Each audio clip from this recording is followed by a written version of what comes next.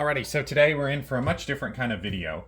I've been having a couple people reach out to me and wanting to send me optics, and usually I don't do that. I took an Arcan optic earlier, well, maybe that was last year, and I used it.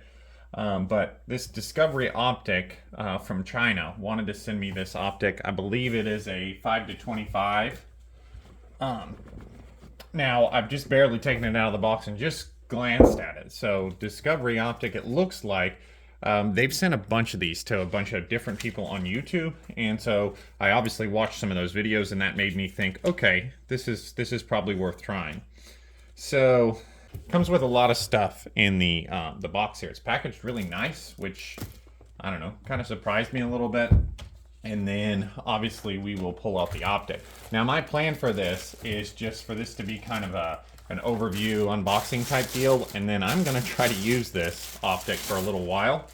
I'll probably throw it on my Seekins because it's shot really well, and I've got a Loophole Mark V on my Seekins, which this really should not be comparable to that, but I've kind of thought about just throwing it on there and trying it out just for a little while to see kind of what I think and if it's any good. Now, just the first impressions of it, pulling it out of the box, it seems like a really, really large optic. It's a 34mm tube, I believe, and it's got huge turrets on it, which seem pretty good.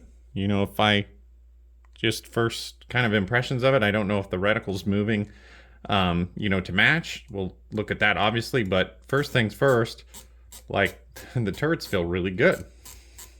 Like really good. Like I see no complaints. And obviously our windage is the same way.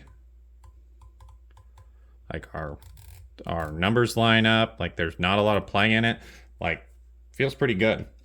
This is the, oh, there we go.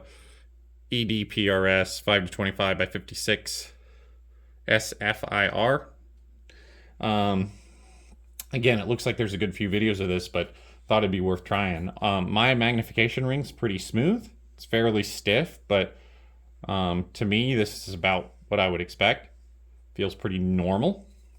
My parallax is also pretty smooth. I think parallax is just a little stiffer than I would like, but also I just pulled this out of the box. It does have a nice big ring there with our parallax, and we obviously go from what, 25 all the way to what looks like infinity, and this is illuminated, so I haven't checked to see if there's even a battery in it. So, and then like I said, it comes with one scope cap in the rear, which is not a flip up, which in my opinion is a little weird. I like the flip ups. And then we've got a flip up in the front, which seems pretty decent.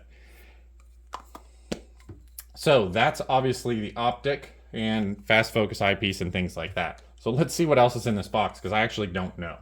All right, so it did come with a little bit of paperwork. Quality control, checking and inspection. This looks like some kind of inspection sheet where they checked everything, like the adjustment knobs, vertical tracking error, and things like that. And they're marked with by hand by somebody. And it looks like, let's see, they did this 11/24 or 26, 2022. So this scope was checked about a year ago. So presumably it's been sitting in this box for about a year. Some kind of instructions, which I haven't looked at yet. And let's see, what is this, a sticker? Or no, this is the spec sheet. So let's see. Elevation adjustment range 15 mrads, which, you know, my Mark V I think has 32, so a lot less than that, but this is also a lot cheaper scope. Says it's waterproof, fogproof, all that stuff. What do we have here? Looks like we've got a scope leveling kit. I have to check that out. That's pretty neat. That'd be kind of nice to have. A couple sunshades, which I don't know why we have 3 sunshades. I guess they're 3 different sizes. I probably won't put any of them on there. It's already a really big optic. And then we've got a set of what looks like rings from the same company, Discoveryopt. See if I can get them out here. So they look to be pretty high rings. So to mount this up, I think I've got another set of 34mm rings that aren't quite this high. So I may not use these rings. They look like they're going to be pretty high, and I like my scope fairly close to the rail. So we'll see. We'll see if maybe I'll use them, maybe I won't. I haven't really decided yet. It looks like a couple extra screws in there. And what do we have here? Oh, that's a throw lever, or kind of adapter for magnification ring, which we'll probably use that. Screw that sucker in there. That'll make that a whole lot easier to adjust. And let's see. I think from watching people's videos, this is a way to clean the optic, maybe the glass. I usually try to never touch the glass on my optics, so essentially I try to never clean them. And then we've got an Allen key here, which presumably is for the turret cap. So, really nice package, actually. Like, really nice. Looks like it would protect the scope really well. So, I guess this one shipped from China, so I guess it's going to have to be kind of packaged really well.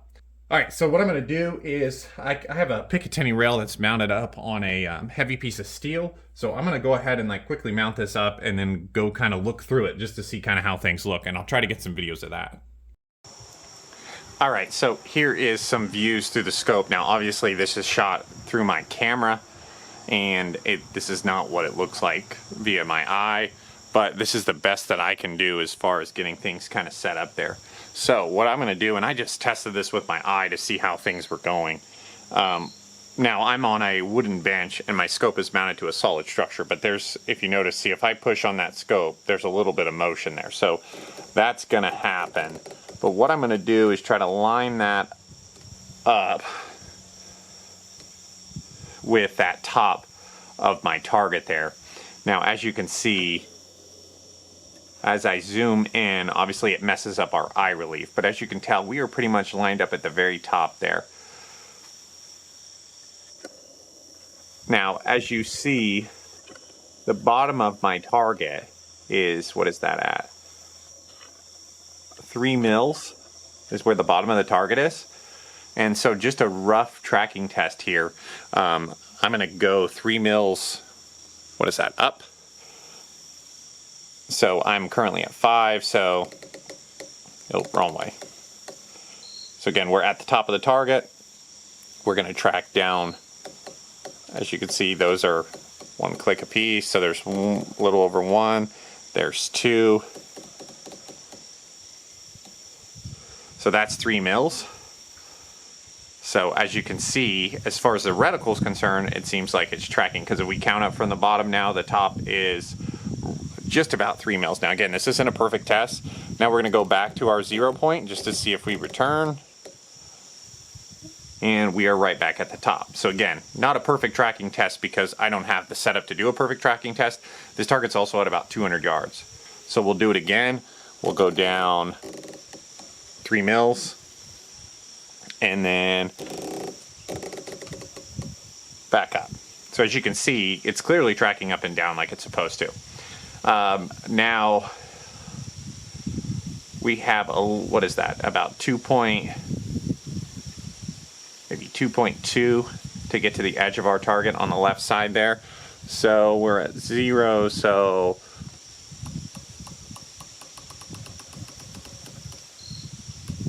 there's 2,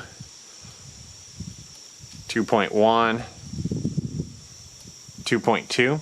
So obviously we tracked to the edge there, and then we'll go back to 0. Right, and as you can see again, on our reticle we've got maybe 2.2 to get to the left side, so we're going to do that again. There's 2, 0.1, and 0.2. Now we're going to track to the other side, go back to 0. Okay, and then it looks like we got about the same distance maybe to the other side. So there's 2, 0.1, and 0.2. So it seems like side-to-side tracking is really good. Now, none of my setup is necessarily level or anything like that. Just kind of a rough idea to see if these turrets are going to work. So now we're back to the center, and we're going to go just kind of back and forth a little bit. And then we're going to go back to 2.2, so we should end up pretty close to that left side, which we pretty much did. Again, within the error of my setup here. And then we are going to go back to 0, And we are going to go back down 3, which, as you can see, from what I can tell via this rough test, you can see that things are staying pretty consistent. Now, we can adjust our parallax there. I had the parallax pretty well adjusted. As you know, as I change that parallax, our point of aim really isn't changing. Now, obviously, for me putting pressure on the scope, it's moving a little bit. But it looks like parallax adjustment isn't changing the point of impact. And then the same thing with magnification. So try to do that without moving the scope. See, there's a little pressure from me pushing on the scope, which is moving our impact up. But ultimately, as I let off, we are returning to nearly the same spot. So this scope passed my initial tests, kind of the first video here. And everything looks good. The glass looks good, actually. I'm looking through it via my eye, and it looks really good. So I'm really pleased with this right now. What I'm going to do, I think I'm going to mount this thing up on my Sequence Havoc kit, which is shot really good. Shoot this optic for maybe 3-4 weeks, 5 weeks, a month, something like that.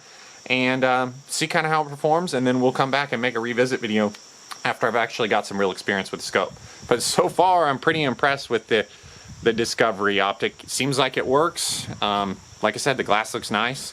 Stay tuned. In about a month, we're going to make another video, and we're going to see how it actually shoots. You'll also see it on the channel because we're going to shoot with it over the next week or so. So, hope you guys enjoyed this video.